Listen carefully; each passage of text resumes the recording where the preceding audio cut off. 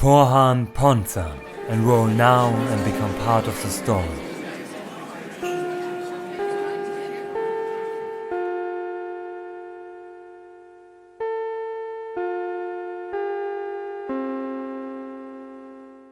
Politics is all about blending together everything else you have learned and apply it to the real world. For that, will you need to start with these 5 types of beings you can encounter, as each needs their own way of interaction. As intelligence rises, magic power decreases. If that is followed to its ultimate extreme, are humans with no magic. But if that concludes in then having the highest intelligence is another question, as the lowest group also can't use magic. What we can say for sure is that the more animalistic a magical being is, against their better wishes rises their magic power, so that the less reasonable they are, the most dangerous is its abilities. But first we start with magic animals, who are just animals, and you can simply treat them as that.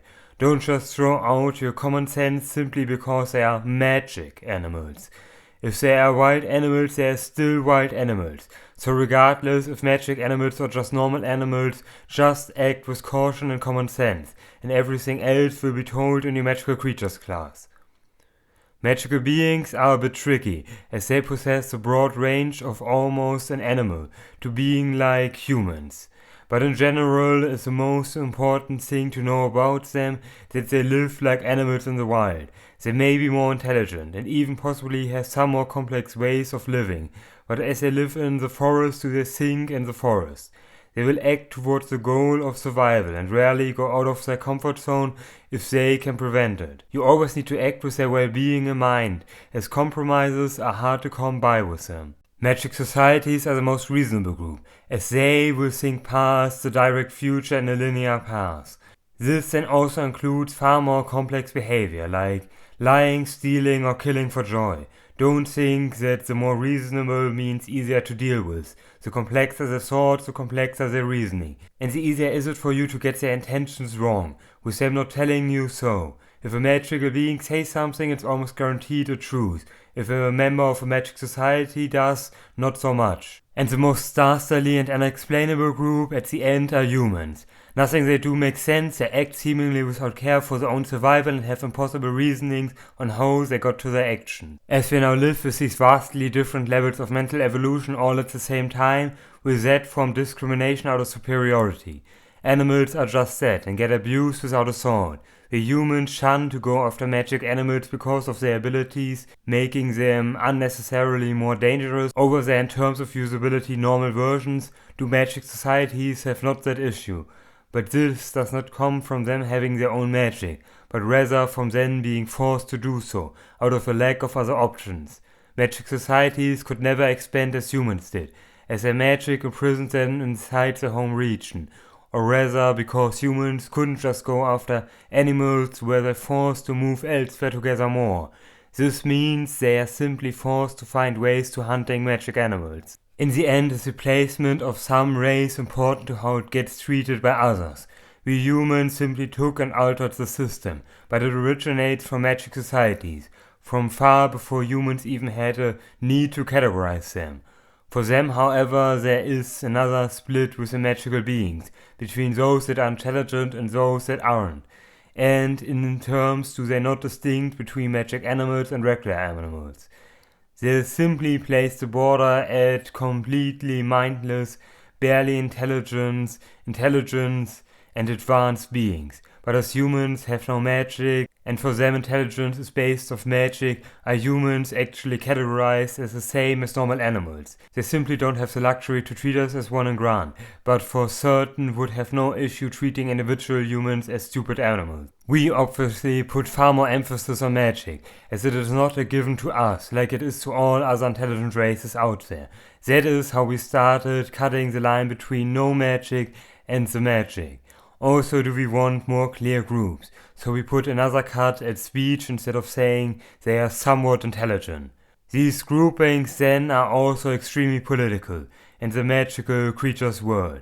While we put it as an objective grouping system, is it for magical societies a statement on how they think about other races. If you brand an enemy as unintelligent animal, is it far easier to reason why you should attack them, without respect for their life. But also equally do they put others on equal level to signalize that they are the good guys. In fact, that lower group of magical beings exists for the purpose of degradation, as they simply couldn't treat certain races without some respect.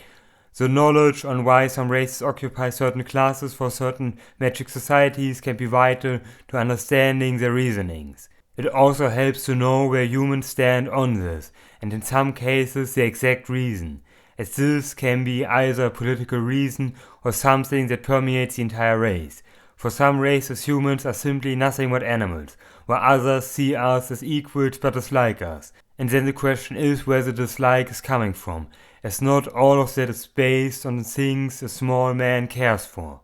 In the end, if you want to hear my opinion, are the three groups: those that are animals, those that can speak, and those that categorize others. All of this discussion simply does not matter for animals, as they couldn't even comprehend what we are saying, far less the meaning of it. And those that are in the middle of magic society and animals simply do not care for all of this. While it is true that certain features are a necessity for creating society, is it not just about the can they? They are magical beings that as race simply choose not to. They are content with their current life, and all these high and mighty assumptions we want to press on them about how great all these and all those are does not faze them. This is one of the most important and first rules you will need to learn. Don't take human standards as some natural desire. We are in the minority in that opinion. It may be the most successful standard, but counted by races it is the least used. Then there is also a second split that mostly only applies to magical beings, but we have Olokon and Olohan beings. Olokon beings, like the Shears, see the world in an impossible for us to comprehend way, but no Olokon race is even close to being called a magic society, so that at least saves us needing to deal with impossible politics. But you will always need to keep in mind just how drastic this difference in standpoints is between humans and any magical creature, regardless if they are Olokon or Olohan like us. And we always need to gauge if it is more appropriate to treat a magical creature like an animal or a human. The Shears may lack the moral compass of a human, but can reason like one despite living like animals. But what you should never attempt is to fight their base beliefs. There is simply too much difference between our race to get anywhere if you try that. Now, one thing that is important for understanding anything that isn't magic society is that time and pre-sight are concepts that make just no sense to them.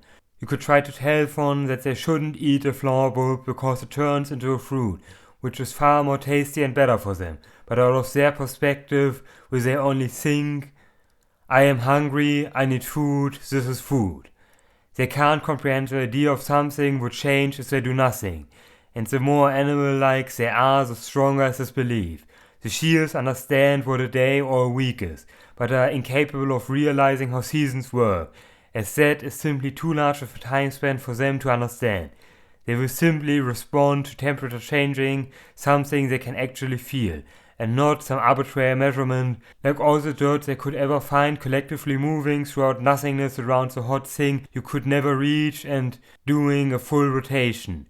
They can't even put together that the sun we see in the sky is the same you would see when looking at it from a space station, as it simply looks too different. This way of thinking will you need to apply to every aspect of life. No matter how simple we perceive something, has it an impossibly complex underlying thought that just cannot be understood by magical creatures.